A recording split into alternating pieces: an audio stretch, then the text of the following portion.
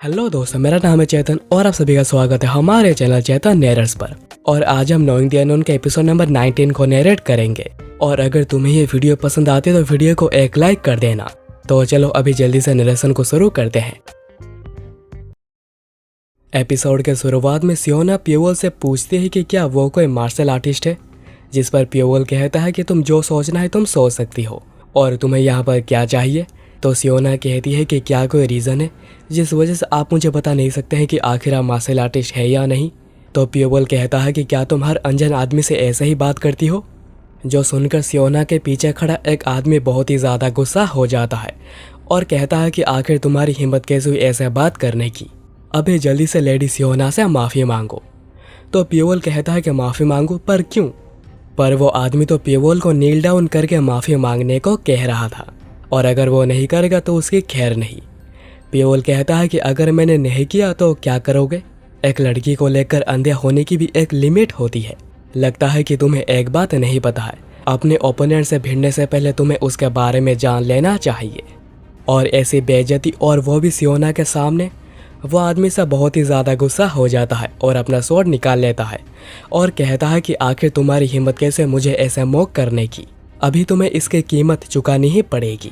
और वो जंप करके हमला करने जाता है, जिसे कि पियोवल बड़े आसानी से बस पीछे आकर डॉज कर देता है, जो कि वो आदमी भी देखकर बिलीव ही नहीं कर पा रहा था क्योंकि ये काफ़ी स्मूथली हुआ था और पियोवल बस उतना ही पीछे आया है जिससे कि वो उसके हमले को डॉज कर सके।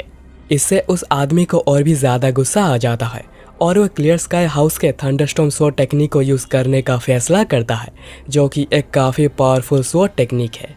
और उसे ये यूज़ करता हुआ देखकर बाकी भी डर गए थे क्योंकि ये काफ़ी पावरफुल है, जिससे कि पियोवल की डेथ भी हो सकती है।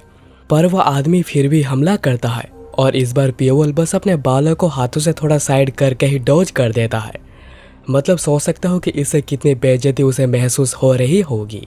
पियोवल उसे कोई भाव तक नहीं देता और सियोना की ओर आगे बढ़ने लगता है और वो आदमी बिना रुके बड़े गुस्से में उसके ऊपर लगातार ही हमला करता रहता है, जिससे कि पियोवल बस चलते चलते ही डॉज कर रहा था बिना कुछ किए। पियोवल फिर सियोना के पास आकर पहुंचता है और वो आदमी अभी भी लगा हुआ था उसके ऊपर हमला करने में। तो पियोवल कहता है कि क्या यही तुम्हारा बेस्ट है, और वो अपने 2 उंगलियों का यूज़ करके ही उसे ज़मीन में पटक देता है।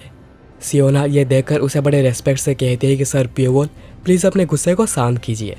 वो कोई बुरा आदमी नहीं है, वो बस एग्रेसिव हो गया था क्योंकि उसे मेरी चिंता है। तो पियोवल कहता है कि लोगों को अपने एक्शंस की रेस्पॉन्सिबिलिटी खुद ही को ही लेनी पड़ती है। तो सियोना कहती है कि आप सही कह रहे हैं, तो बताइए मैं क्या कर सकती हूँ जिससे कि आपका गुस्सा शांत हो जाए। तो पियोवल कहता है तुम उसकी रेस्पॉन्सिबिलिटी लोगी, पर दूसरे आदमी कहते हैं कि आपको ऐसा करने की ज़रूरत नहीं है, हम अपनी जान देकर भी आपके लिए लड़ेंगे।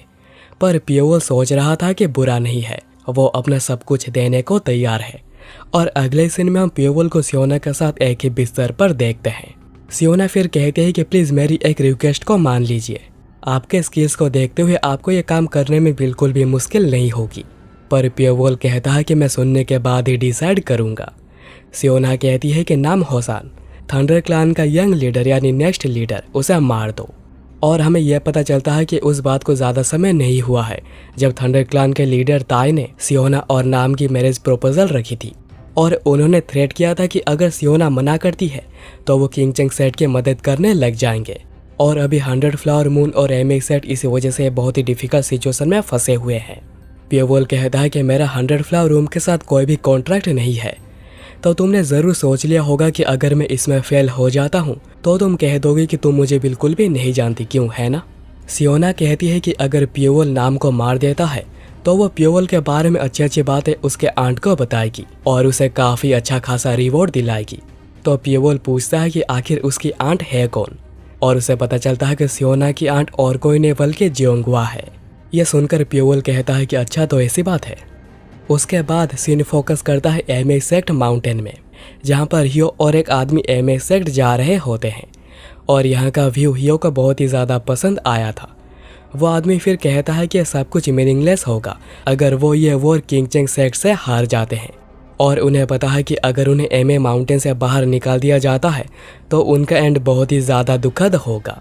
उसके बाद दोनों पहुँच जाते हैं एमे सेक्ट हॉल में, जहाँ पर हम सभी के न्यू लुक्स को देखते हैं। लीडर फिर कहती है कि यह हो ही नहीं सकता है कि वेगाबॉन्ड का एक ग्रुप बिना कुछ लिए अपना खून बहाएगा, तो ज़रूर उन्हें एक्सचेंज में कुछ तो चाहिए होगा। तो हियो कहती है कि आपने बिल्कुल सही कहा, हम लॉसेस बिल्कुल भी झेल नहीं सकते हैं। इसलिए वो 5 लाख गोल्ड यंग का डिमांड करती है।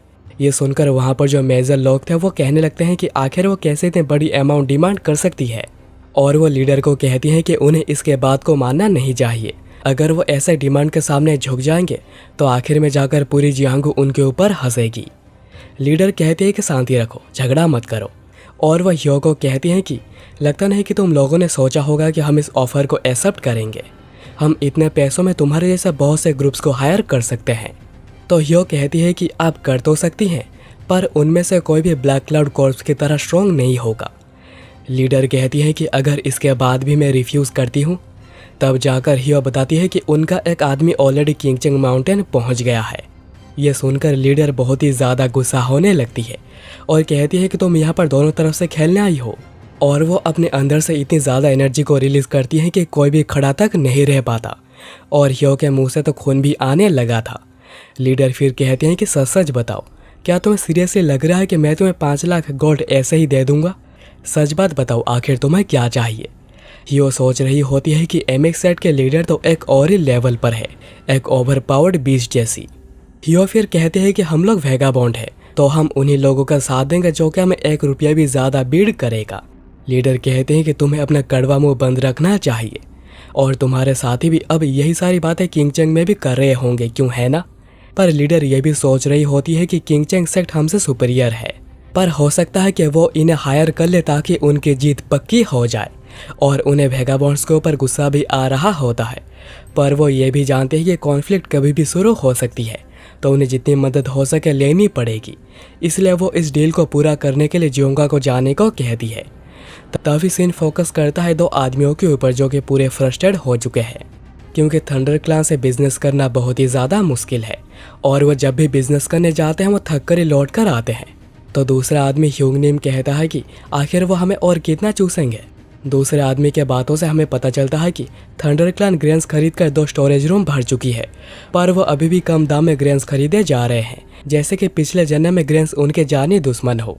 तो ह्यूंगनिम कहता है कि अमीर लोग हमेशा ऐसा ही करते हैं, और ये सब कुछ पियोल देख रहा होता है।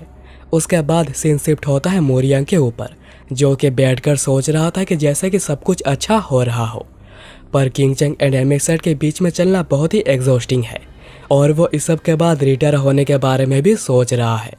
तभी डाउसी वापस आ जाता है, पर वो कहता है कि वो कल ही वापस आने वाला था, पर उसे एक देखा हुआ चेहरा फिर से दिख गया, और वो यहाँ पर पियोल के बारे में बात कर रहा है, जिसके बारे में डाउसी ने मोरियांग से बात करी थी। मोरियांग ये सुनकर कहता है कि अच्छा वो लड़का, तुम उससे फिर से कोइंसिडेंटली मिले? डाउसी पूछता है कि क्या वो इसको लेकर चिंता कर रहे हैं, पर उन्हें चिंता करनी नहीं चाहिए क्योंकि यह कोई स्पेशल चीज़ है नहीं।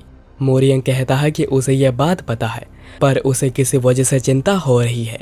तो डाउसी कहता है कि अगर उसके सेंसेस उसे ऐसा कह रहे हैं तो उन्हें इसे बिल्कुल भी लाइटली लेना नहीं चाहिए। वो उनके किसी फ्री बैठे हुए मेंबर को पियोल के पीछे लगा देंगे, क्योंकि वो भी पियोल को लेकर काफ़ी ज़्यादा क्यूरियस है। तब हियो वापस आ जाती है, जो कि जियोंगवा और सियोरेन को लेकर वापस आई थी, और ये एपिसोड यहाँ पर ही ख़त्म हो जाती है।